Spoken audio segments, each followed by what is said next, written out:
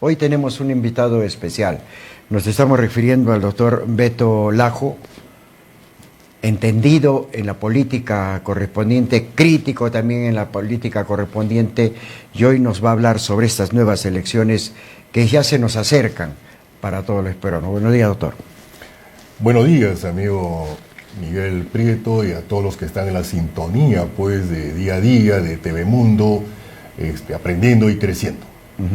Doctor, ¿cómo va a ser estas elecciones? A ver, estamos un poco incrédulos porque hasta el momento no podemos hilar cómo va a ser las elecciones. Otros están renunciando, otros se fueron a los partidos nacionales, ahora están regresando a los partidos regionales. Bueno, total, este es todo un cambalache. Hay una incertidumbre bastante grande y sobre todo acá el concepto de democracia que teníamos muy común, de que la democracia es el gobierno de las mayorías, pero en nuestro país y en estas elecciones generales del 2026 vamos a observar que va a ser la democracia en la cual microminorías van a designar a los candidatos a la presidencia de la República, a las vicepresidencias, a 60 senadores y a 130 diputados y a 15 parlamentarios andinos, 5 titulares, 5 suplentes y 5 accesitarios. ¿Y por qué digo esto?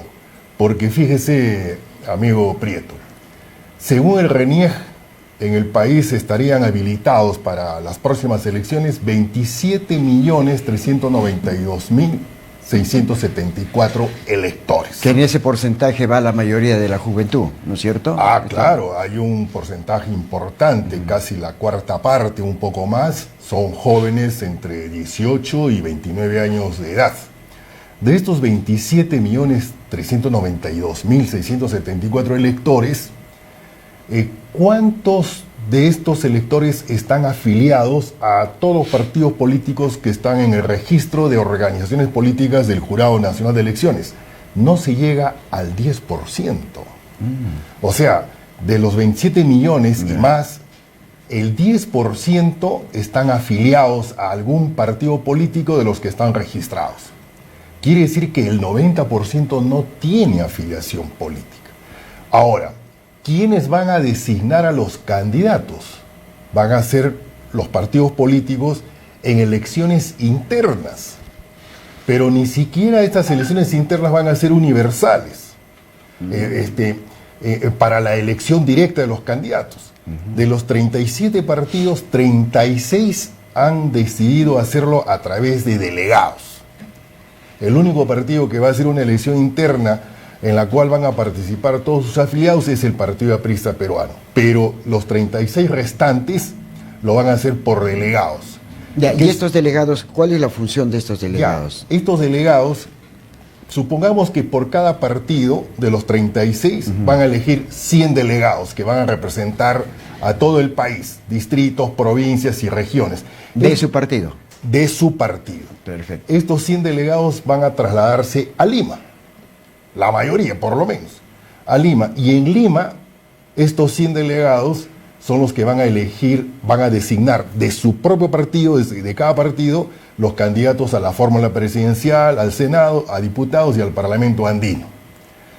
Ahora, de los afiliados, ¿cuántos se presume o se augura van a participar en las elecciones internas para elegir a los delegados, y estos delegados se trasladan a Lima para que ellos son los que van a designar a los candidatos a al Poder Ejecutivo y al Poder Legislativo?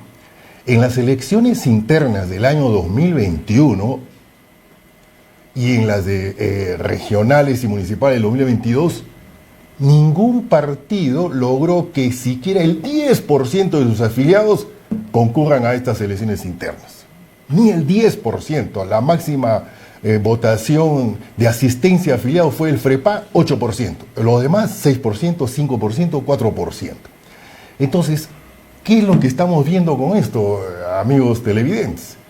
Que una microminoría, que no significan ni siquiera el 0.1% del electorado de más de 27 millones, son los que van a designar a los candidatos de los 37 partidos, de los cuales los 27.392.674 electores van a tener que votar.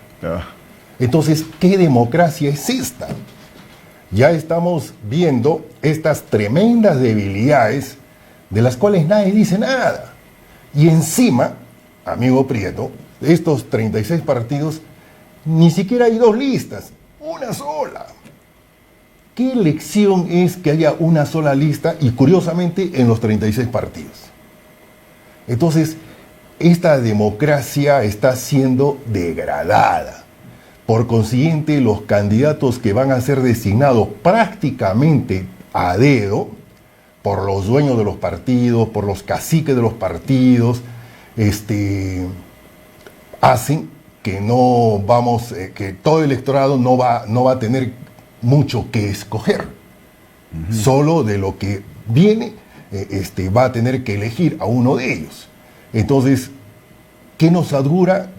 Que los candidatos que resulten pueden resultar peores que los que actuales están en el Poder Ejecutivo y en el Poder Legislativo. Claro, y que este Congreso no sirve para nada, ¿no es cierto?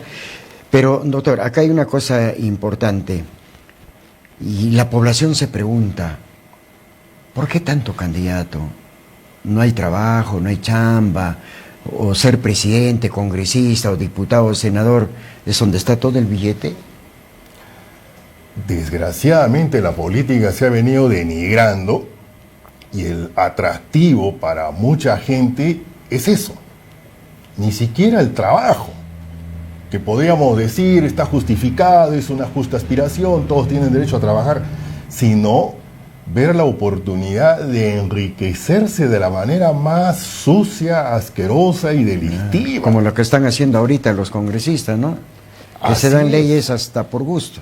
Se dan leyes declarativas, se dan leyes que no se pueden aplicar, se dan leyes con iniciativa de gasto de los cuales están prohibidos, pero las siguen dando.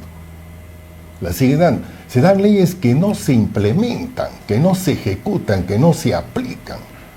Han dado más de 20 leyes creando universidades, sin presupuesto, sin infraestructura, ni siquiera sin terreno donde se pueda edificar, sin garantizar el presupuesto para poder contratar pues a docentes de calidad que tengan el grado académico de doctores, de especialistas, tanto del país como del exterior, para elevar la calidad de la educación universitaria. Entonces, esto es lo que tenemos actualmente, de lo cuales estamos decepcionados. Corremos el peligro que en los próximos electos resulten igual o peor que los actuales. El caso por ejemplo, del señor Rospilio así. Pobre hombre. Después de haber hablado tanto contra su jefa, hoy día es un arrastrado más de su partido, ¿no? Le dijo que eran delincuentes, que cuando vinieron al Perú fueron lo peor, la raza más horrible que tenemos en nuestro Perú. Y ahora es el escudero de la señora Keiko. Ese es un problema bastante serio, moralmente reprochable. Ese es el problema de los extremistas. De la extrema izquierda se pasan a la extrema derecha sin ningún pudor, sin ni siquiera retractarse de lo que dijeron anteriormente. Y luego nos terruquean. Y se vuelven, esa es otra realidad, o sea, de un extremo al otro extremo. Y la señora Alba, que ha estado hace 2 días acá en Arequipa, se le ha preguntado, ¿sigue usted terruqueando? ¿Ha cambiado usted su personalidad? Que ahora le vemos caminar con un jean viejo, con zapatillas, subiendo a los cerros, pidiendo un voto para los pobres, cuando usted era una discriminadora total. No, es que es parte no es parte del ejercicio político.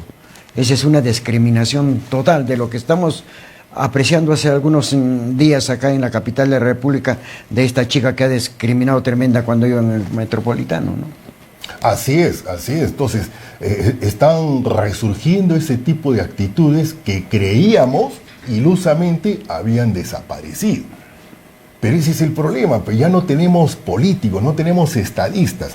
La señora de la que usted habla, la señora Alba, ¿por qué es congresista? Si nunca le hemos conocido ni siquiera como lideresa de su partido, que es Acción Popular.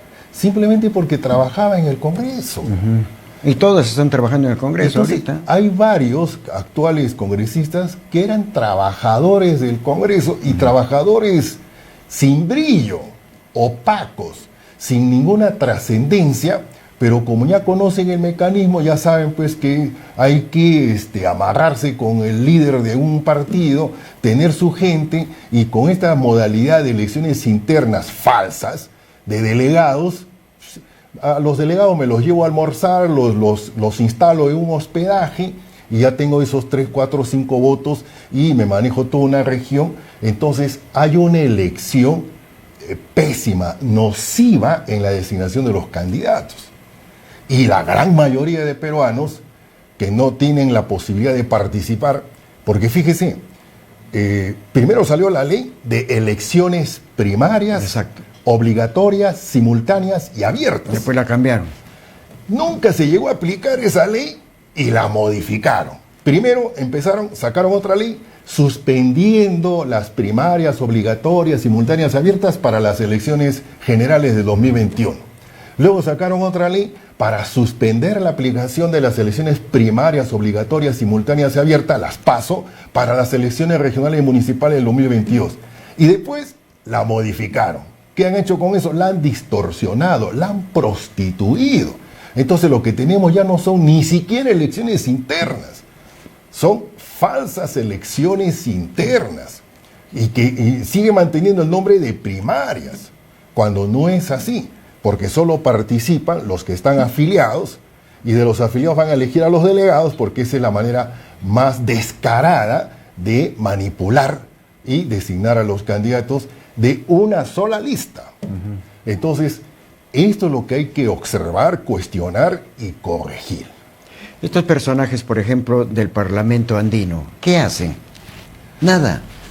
Deberían hacer cosas extraordinarias, pero lo que hemos visto no han hecho absolutamente nada, y encima hay un gasto tremendo que lo asume el Parlamento Nacional, con asesores que también ganan casi igual que los parlamentarios andinos, y con viajes a lugares que nada tienen que ver con la zona andina, que es Bolivia, Perú, Ecuador, Colombia. Nada. No han logrado que regrese Venezuela, y a Chile lo tienen de observador, pero sin ninguna trascendencia del Parlamento andino. O sea, debería haber más integración, debería haber más comunicación, deberíamos hacer un mercado grande en la que se vea pues los beneficios de esta integración a nivel laboral, a nivel de inversiones, a nivel de micros y pequeños empresarios, de estudios universitarios, intercambios. No hay absolutamente nada.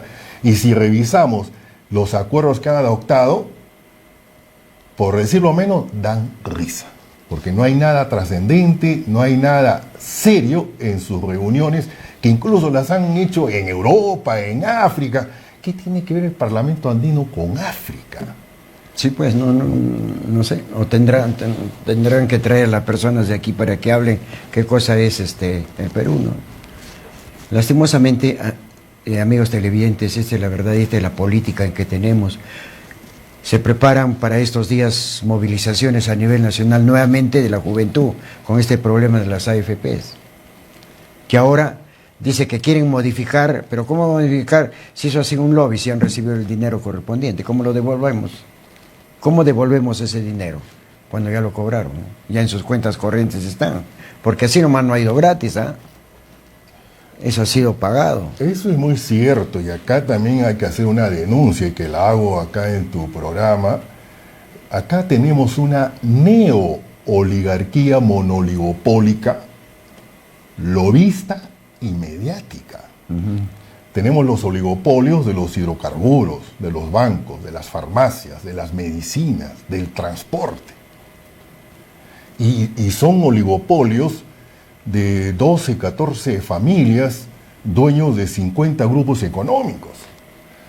A nivel de los bancos, hay uno de ellos que tiene más del 30% del mercado financiero. Los Romeros. En ningún país del mundo, amigo Prieto, se permite que un banco tenga más del 20%, porque es un riesgo, es un peligro. Ni en Estados Unidos ni en los países más capitalistas. se permite eso. En nuestro país sí se da. Aparte de eso, estos grupos, número pequeño de grupos económicos de esta neooligarquía, no permiten que otros ingresen al mercado. Es decir, quieren ser los únicos multimillonarios y no quieren que haya más millonarios. Cuando lo que se trata es de que la economía debe ser, como ellos pregonan, una economía de mercado. ¿Y qué distingue una economía de mercado? La libre competencia. Acá no hay libre competencia. Y se amarran con el Estado para que se les proteja sus privilegios, pero que va en peligro de los usuarios, de los consumidores, de los trabajadores, de los pequeños proveedores. Y frente a esto, no se ha aprobado leyes importantes para controlar esas fusiones sospechosas de empresas con las cuales absorben y tienen todo el mercado e imponen sus condiciones sin ningún tipo de control, con organismos reguladores como Indecopi que están limitados, que no tienen la capacidad de hacer estos estudios para descubrir este tipo de negociados que se hacen y que afectan la economía libre de mercado y afectan a la ciudadanía. Entonces, eso también tenemos que investigar. Eso también, no se trata de quitar riqueza al que la tiene, pero oiga, que los que tienen riqueza permitan crear riqueza para los que no la tienen, para que todos... Por ejemplo, este banquero que maneja una financiera grande acá en el Perú, es el que maneja todas las farmacias, toditas las farmacias manejan en todo el territorio, ¿no? Así es. ¿Cómo le podemos decir? Son oligopolios. Exacto. Que eso es, claro, la Constitución de 1993, equivocadamente hay quienes dicen, la Constitución prohíbe los monopolios. No, si no han cambiado la Constitución, toda la Constitución no ha cambiado, ¿no? ¿Sabe qué es lo que pasa? Que la Constitución no prohíbe los monopolios, dice combate las posiciones dominantes en la economía de alguna empresa. No lo prohíbe, lo permite. Boloña, que fue el más grande liberal y extremista liberal que tuvo el país, él incluso llegó a sustentar que hay que combatir los monopolios artificiales, pero no los monopolios naturales. Lógico. Entonces, pues, ni en Estados Unidos alguien ni siquiera se han atrevido de hablar de monopolios naturales, porque el monopolio natural no existe. No existe. Muchas veces se adueñan del mercado en base a prácticas negativas que incluso llegan hasta al homicidio, al asesinato, al chantaje, a la extorsión. Entonces, esto es lo que tenemos que cuidar y esto es lo que está pasando. Una política donde no tenemos políticos, no tenemos estadistas, sino delincuentes, más una economía que está pues sujeta a los más protervos intereses de grupos de poder económico que quieren dominar y que van en contra de que la economía esté al servicio de la ciudadanía, al servicio del país, al servicio de todo el pueblo peruano, ¿no? No levantamos banderas estatistas, no, señor. Creemos en la inversión privada, nacional y extranjera, pero que no venga a poner condiciones nocivas, que no venga a poner condiciones en las cuales se ve meñada la soberanía del país y se ve meñada la justicia social que debe reinar en millones de peruanos y peruanas que viven en nuestro país. ¿Qué piensa usted de este ministro de Agricultura que ayer dijo que primero es la minería y después la agricultura? Que el agua es para los mineros y no para la agricultura.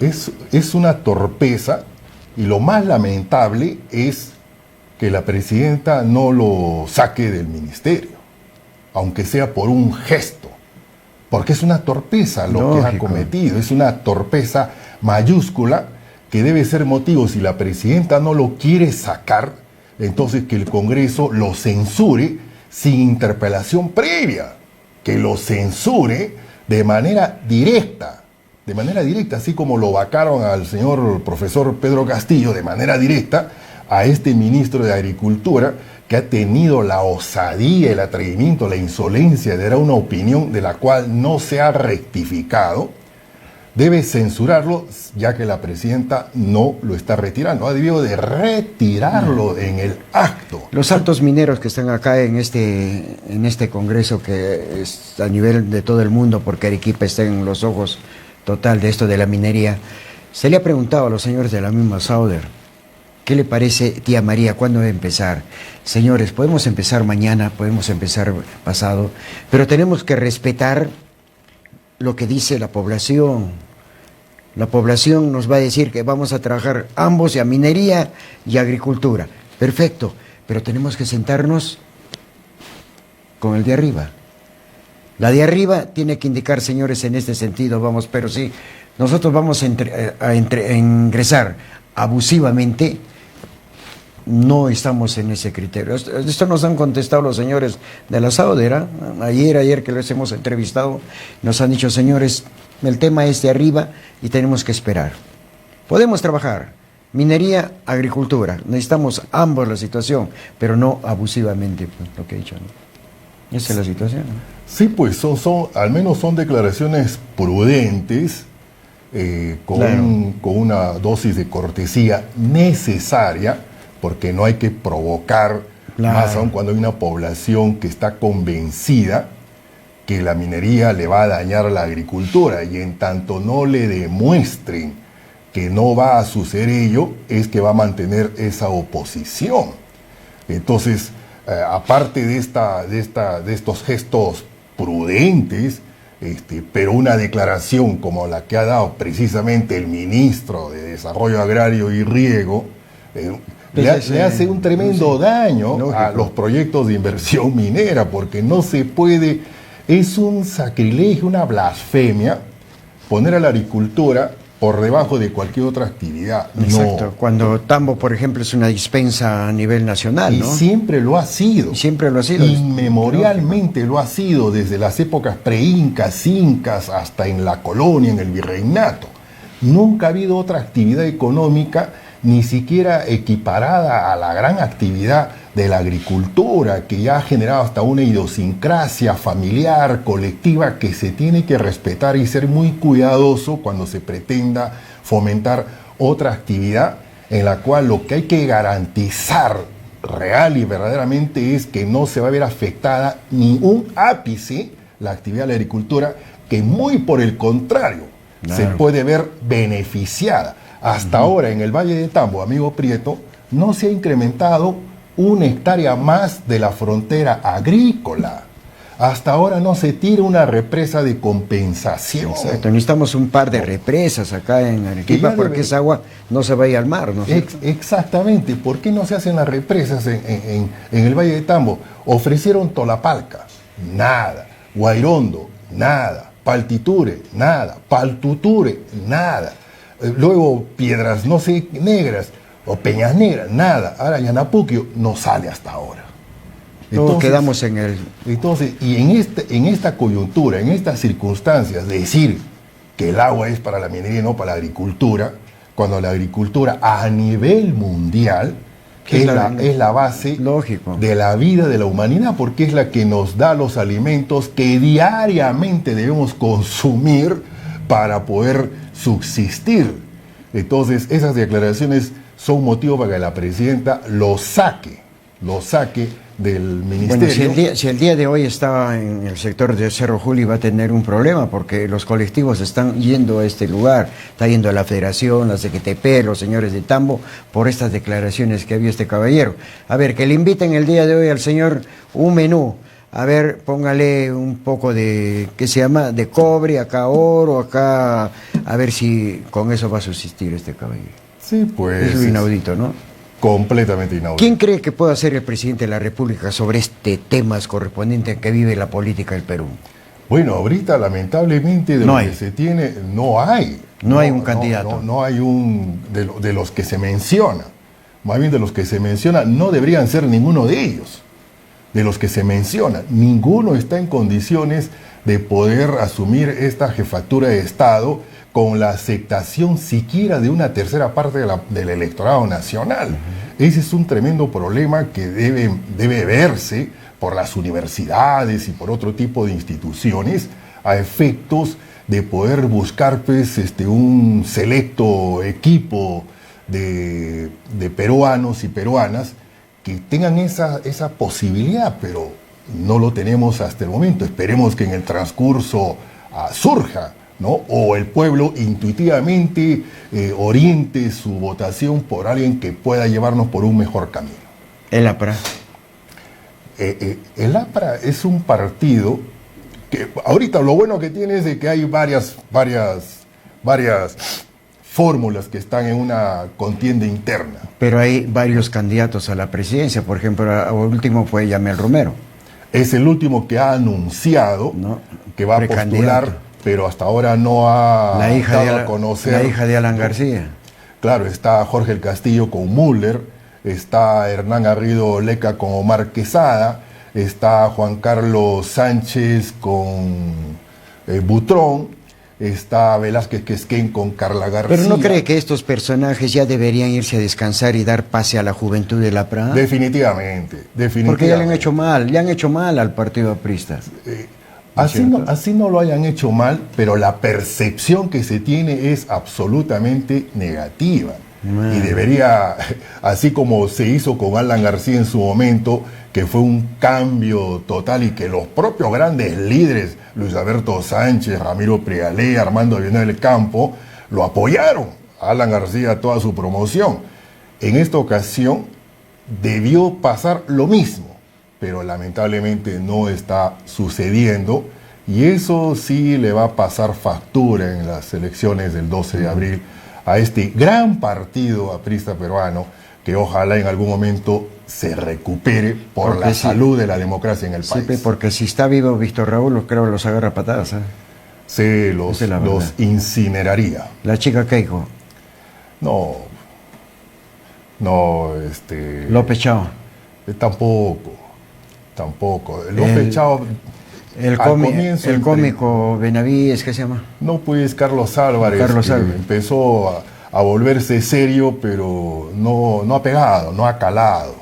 No ha calado, porque ese es el problema de hacer política cuando se acercan las elecciones.